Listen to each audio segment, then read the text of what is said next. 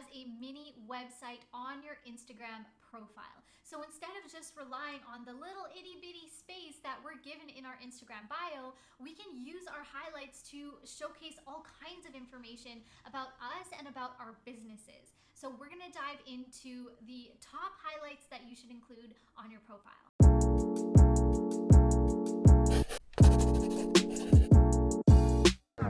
Hello and welcome back to my channel. I'm Jenny Paul and I help entrepreneurs build six-figure businesses doing what they love. And this is the Live Long and Hustle YouTube channel. Today we're chatting all about your Instagram highlights and what you should actually put in your Instagram highlights to connect with your ideal clients or your customers and to turn browsers into followers. The very first Instagram highlight that is very important to include is your story, or in other words, just talking about why you do what you do.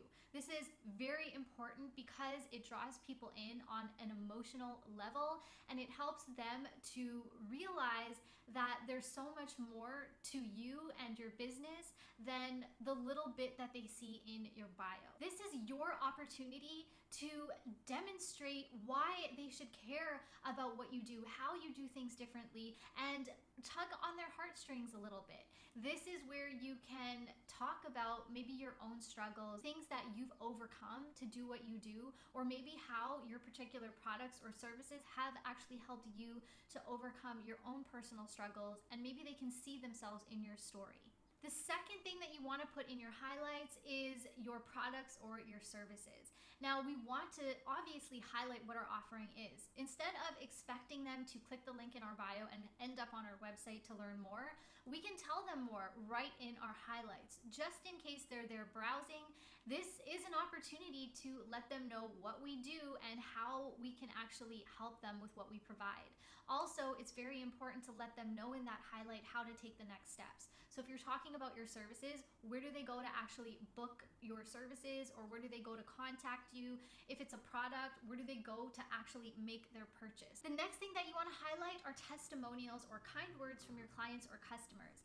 This gives them social proof that there are people out there that are just like them that have used your products or services and have benefited. And this is very important for establishing your credibility and giving them something else besides just your word that your products or your services are helpful or valuable or are something that they should take a chance on. A really easy way to do this is anytime somebody says a good word about you or your company, screenshot that. So whether it's in an email or a message, a DM, screenshot that and create an album in your Photos app that is named Testimonials. That way it's super easy, it's always there. You can add them to your stories from that album really easily. You can continuously update that album and you always have them in one spot. So even if you are adding them to your website later, again, you have a spot where they're all collected all the time and it's really easy for you to just continuously pull from that album.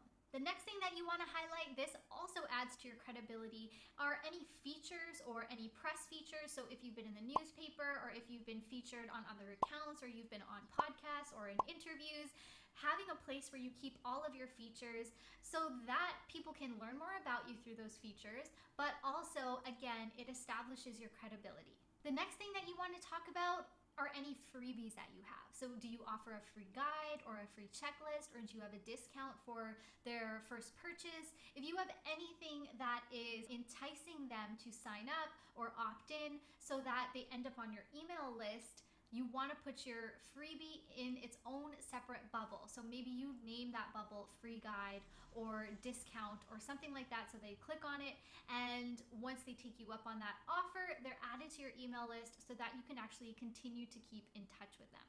Now, this last one doesn't necessarily apply to all types of businesses, but having a bubble or a highlight for your portfolio. So let's say you're a photographer, having a mini portfolio in your highlights so you can add in all of your different shoots, or if you're a makeup artist, putting a bunch of the looks that you do in that one portfolio. Another way that you can do this is to have a different highlight for each aspect of your portfolio. So again, when it comes to photography, you have one highlight for your wedding stuff, you have another highlight for maybe newborn baby photography, another highlight for your corporate work, or if you're a makeup artist, maybe you do weddings, or maybe you do editorial type work. So having a different mini portfolio and having a different highlight for each, so that if an ideal client comes across your profile and they're only interested in one facet or part of your business, then they can go to that highlight directly instead of having to flip through your entire portfolio.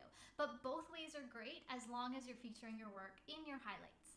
Now, knowledge is useless without action, so I challenge you to add one of those categories of highlights to your profile. Remember that done is better than perfect, so take messy action, don't overthink it, and just start adding to your highlights and improving them over time. I love sharing Instagram strategy, so if there's anything that you would like to know about using Instagram to grow your business, leave a comment down below and I will do my best to answer it in a future video. Please also like and subscribe, and if you know anybody that you think would benefit from this information, please share this video with them. And until next time, I'll see you in the next video.